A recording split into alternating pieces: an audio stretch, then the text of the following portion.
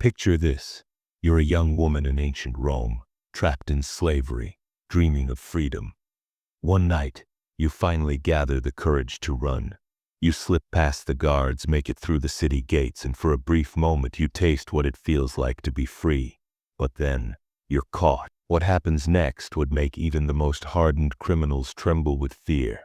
The punishments that awaited escaped enslaved women in ancient Rome weren't just cruel, they were designed to break the human spirit in ways that would haunt the empire's conscience for centuries. Today, we're diving deep into one of history's darkest chapters, exploring 5 brutal punishments that reveal just how far human cruelty can go when power goes unchecked. But here's what might shock you most. These weren't random acts of violence. They were calculated, systematic, and legally sanctioned methods of control that shaped the very foundation of Roman society. And the scariest part, some of these practices echo through history in ways you might not expect. Imagine waking up one morning as a slave in Rome, knowing that today might be the day you finally escape. You've been planning for months, studying the guard rotations, memorizing the streets, saving scraps of food. Freedom feels so close you can almost taste it. But here's the terrifying reality. If you're caught, the first thing they'll do is make sure you can never hide what you've done again. In ancient Rome, branding wasn't just punishment. It was a permanent advertisement of your rebellion, burned directly into your forehead with a red-hot iron. The pain was excruciating, but that was just the beginning. The real torture was psychological. The Romans had a specific term for runaway slaves, fugitiva for women, fugitivas for men, and they made sure everyone knew exactly what these people had done. The branding iron would sear the letters FVG into the flesh, sometimes accompanied by the full Latin phrase teneo te fugitive, I hold you fugitive. These weren't small, discreet marks that could be covered with makeup or hidden under hair. They were deliberately large, raised scars that announced to every person who saw you, this woman tried to escape. But here's where it gets even more sinister. The location of the brand wasn't random. The forehead was chosen specifically because it was impossible to conceal. Unlike other parts of the body that could be covered with clothing, the face was always visible. In a society where appearance determined social status, this was social death. For enslaved women, the psychological impact was even more devastating. Roman society placed enormous emphasis on female beauty and modesty. A woman's worth was often measured by her appearance and her ability to maintain dignity within strict social boundaries. To have your face permanently disfigured was to be cast out not just from free society, but from any semblance of feminine identity that Roman culture recognized. The branding process itself was public theater. Picture the scene. A woman is dragged to the center of the household courtyard, sometimes the town square, where other slaves are forced to watch. She's held down by multiple people while the iron, heated until it glows orange-red, is pressed into her flesh. The smell of burning skin fills the air. Her screams echo off the walls, and everyone present understands the message.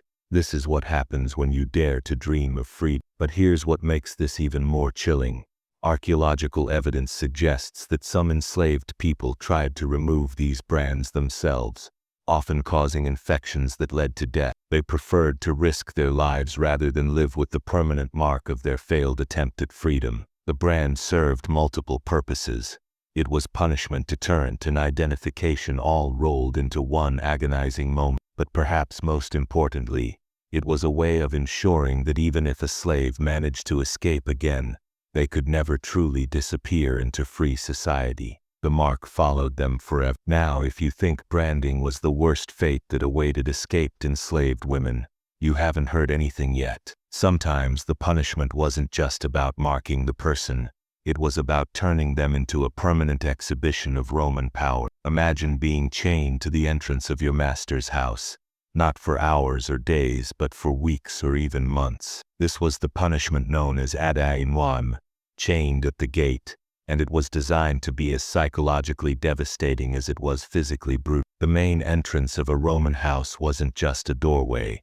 It was a statement of the family's status and power. It was where visitors came to pay respects, where business was conducted, and where the household displayed its wealth and influence. To be chained there meant becoming part of that display, but not as a person. You became a living advertisement of what happened to those who defied Roman authority. Picture this: heavy iron shackles around your wrists and ankles, connected to chains that fastened you to a column or wall by the front door. You're exposed to every element: blazing summer sun, freezing winter rain, and the constant stares of everyone who passes by. You become entertainment for children, a curiosity for visitors, and a daily reminder to other slaves of their place in the world. But the physical discomfort was nothing compared to the social humiliation. In Roman society, a woman's honor was tied directly to her modesty and privacy. To be displayed publicly, often in torn or minimal clothing,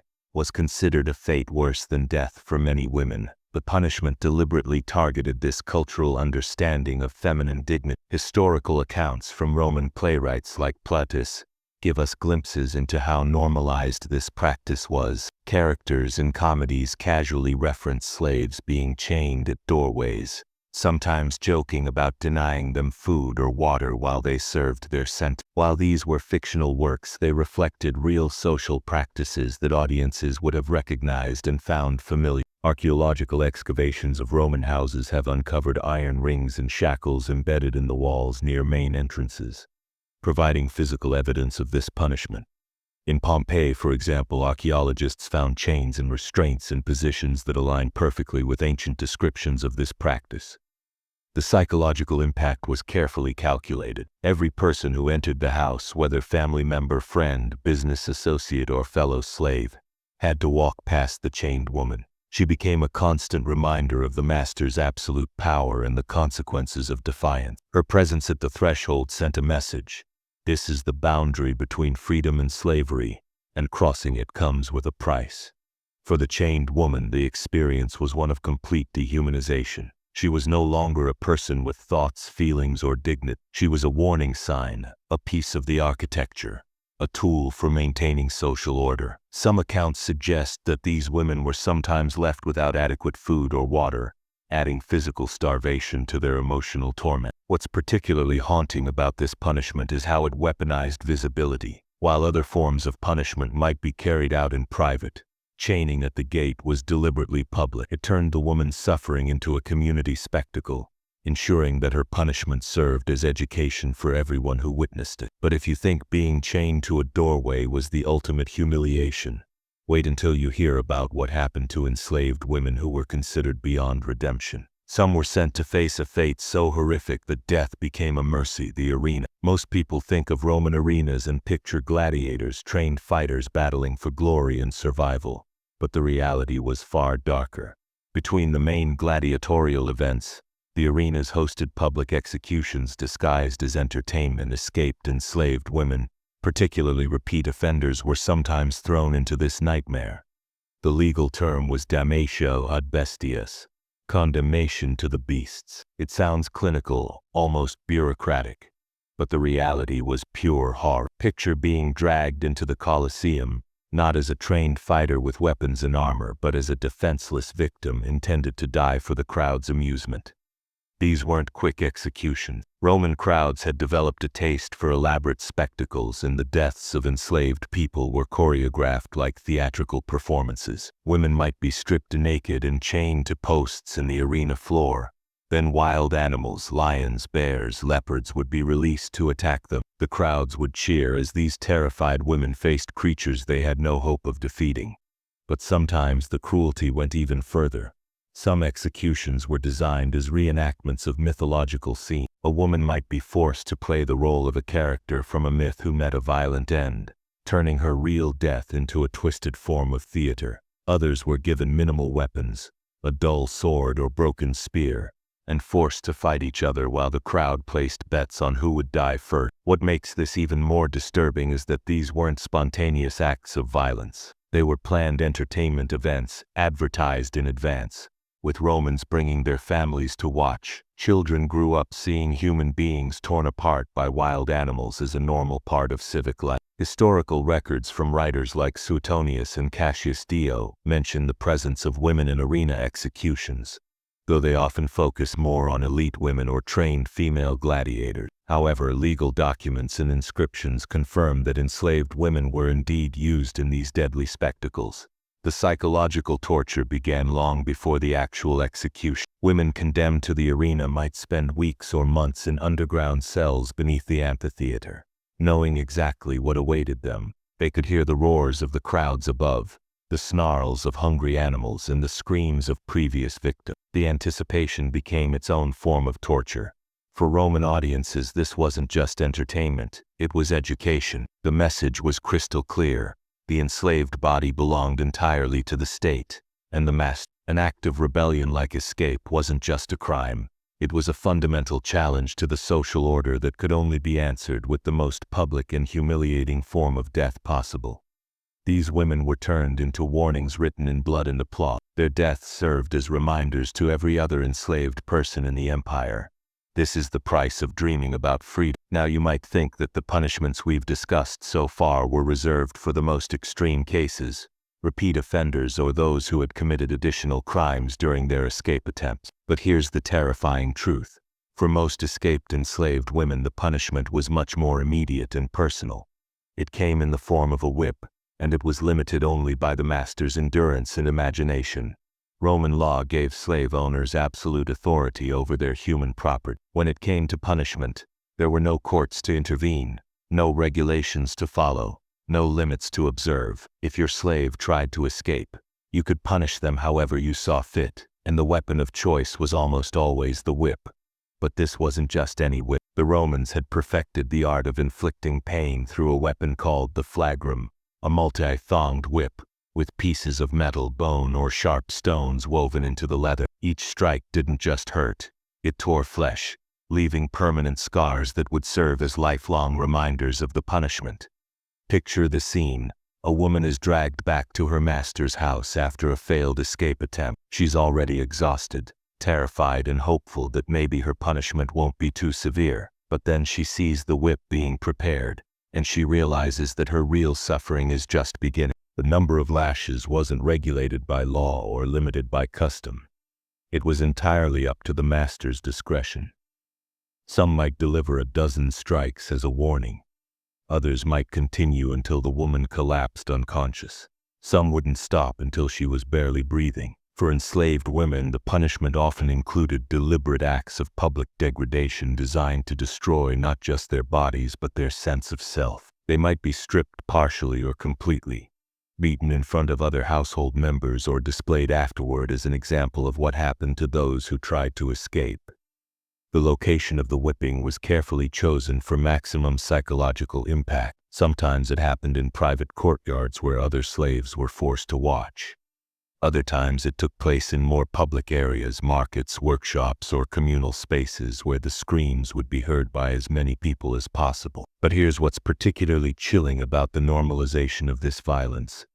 Roman literature treats whipping as routine, almost boring. Writers like Horace, Juvenal, and Petronius mention brutal beatings in casual, everyday terms. In their satirical works, the screams of beaten slaves are background noise as ordinary as the sound of vendors selling food in the marketplace. This casual treatment in literature reflects a society where extreme physical violence against enslaved people wasn't just accepted. It was expected. A master who didn't brutally punish an escaped slave might be seen as weak or inappropriately merciful. The whipping wasn't just about immediate pain. The scars left behind served as permanent reminders of the punishment. Other slaves could see them and understand the consequences of defiance. The woman herself would carry the marks for the rest of her life, feeling the raised skin and remembering the moment when she had dared to dream of freedom. In many cases, whipping was just the beginning. It might be followed by branding, chaining, or assignment to more brutal forms of labor. The whip was often the first lesson in a curriculum of suffering designed to break the spirit completely. Archaeological evidence supports these literary accounts. Excavations of Roman sites have uncovered whips, shackles, and other instruments of punishment, often found in contexts that suggest regular use. The tools of violence were as much a part of Roman household equipment as cooking pots or farming implements. If you survived branding, chaining, arena combat, and whipping, you might think you had endured the worst that Roman punishment could offer. But there was one fate that made all the others seem merciful by comparison: deportation to the mine. This wasn't just punishment, it was a slow-motion death sentence carried out in darkness far from the eyes of civilized society. The legal term was damnatio in metallum, condemnation to the mine. It was typically reserved for the most serious crimes, and for enslaved people, repeated escape attempts definitely qualified. When a Roman magistrate pronounced this sentence, everyone in the courtroom understood what it really meant. This person would never be seen again. The mines of the Roman Empire were scattered across distant provinces: Noricum, Dacia, Sardinia, and other frontier territories where silver, gold, lead, and other precious metals were extracted from the earth. These weren't modern mining operations with safety regulations and protective equipment. They were death traps where human life was considered more expendable than the pickaxes and shovels used to dig. Imagine being shackled to a chain gang and marched hundreds of miles from everything you've ever known toward a destination that exists only in whispered nightmares. The journey itself might take weeks or months, with prisoners dying along the way from exhaustion, disease, or despair. Those who survived the march faced something worse: a lifetime of labor in conditions so brutal that death often seemed like a blessing. The working conditions in Roman mines were beyond horrific. Picture narrow tunnels carved deep into solid rock, so small that workers had to crawl on their hands and knees to reach the mining faces. The air was thick with dust that filled the lungs and made breathing agonizing. Ventilation was almost non-existent, and the constant threat of cave-ins meant that every day might be your last. For enslaved women, the experience was even more harrowing. They were expected to perform the same back-breaking labor as men, hauling massive stones, crushing ore with primitive tools, and clearing debris from collapsed tunnels. But they faced additional vulnerabilities that made their suffering even more acute. Sexual abuse by guards and overseers was constant and unchecked. There was no oversight, no protection, and no recourse. Women who became pregnant faced the horror of giving birth in the mines, often alone and without any medical assistance. Their infants rarely survived more than a few days in the toxic environment. The work schedule was relentless. Miners worked from before dawn until after dark, with only brief breaks for meager rations of bread and water. Many were chained together, making escape impossible even if they had the strength to attempt it. Sleep came on stone floors in underground chambers that were more like tombs than dormitories. Historical accounts describe miners being kept underground for days at a time, emerging only when absolutely necessary. Some never saw sunlight again after their first descent into the tunnel. The combination of toxic elements like mercury and lead, poor ventilation, physical exhaustion, and constant abuse created conditions where survival beyond a few months was remarkable. But perhaps the most devastating aspect of mine deportation was its invisibility. Unlike public punishments like branding or arena combat, the suffering in the mines happened far from civilization, in places where screams couldn't be heard and deaths went unrecorded. It was punishment through erasure, a way of making inconvenient people simply disappear. The sentence to the mines was almost always permanent. There were no terms to serve, no possibility of parole, no hope of eventual freedom. It was a living death that could stretch on for years, with each day bringing new horrors and the constant knowledge that no one would ever come looking for you. Archaeological evidence from Roman mining sites paints a picture of conditions so brutal they're almost unimaginable. Human remains found in ancient mine shafts show signs of malnutrition, bone disease from heavy labor, and injuries consistent with tunnel collapses and mining accidents. Some skeletons still bear the marks of the chains that bound them in life. As we come to the end of this journey through one of history's darkest chapters, it's impossible not to be struck by the systematic nature of Roman cruelty toward enslaved women who dared to seek freedom. These weren't random acts of violence or spontaneous outbursts of anger. They were carefully designed, legally sanctioned, and socially accepted methods of maintaining power through terror. Each punishment we've explored served multiple purposes. Branding ensured that escape could never truly succeed, even if it initially appeared to. Public chaining turned individual punishment into community education. Arena executions transformed human suffering into mass entertainment. Whipping provided immediate personal retribution that satisfied the master's need for dominance. And deportation to the mines offered a way to make inconvenient people simply vanish from existence. Together, these punishments created what we might call an architecture of human cruelty. A systematic structure designed to break not just individual spirits but the very concept of resistance itself. Every enslaved person in the Roman Empire lived with the knowledge of what awaited those who dared to dream of freedom. But here's what might be the most disturbing realization of all. This system worked. It maintained social order for centuries. It generated enormous wealth for the Roman elite. It built an empire that dominated the known world. The suffering of enslaved women wasn't an unfortunate side effect of Roman success. It was one of the foundations upon which that success was built. The echoes of these practices didn't disappear with the fall of Rome. Throughout history, societies have used similar methods of control, turning individual punishment into public spectacle, using permanent marking to identify and isolate undesirable populations, and employing systematic cruelty to maintain power structures that benefit the few at the expense of the many. The Roman philosopher Seneca, writing in the 1st century CE, offered a perspective that was radical for its time. Servi sunt, imo homines. They are slaves. No, they are human beings. It was a recognition of shared humanity that challenged the very foundations of Roman society. But it was also a voice crying out against a system so entrenched, so profitable, and so deeply embedded in daily life that it seemed as permanent as the stones of the Colosseum itself. Today, as we look back on these horrors, we might comfort ourselves with the thought that such systematic cruelty belongs to a distant past. But the truth is more complicated.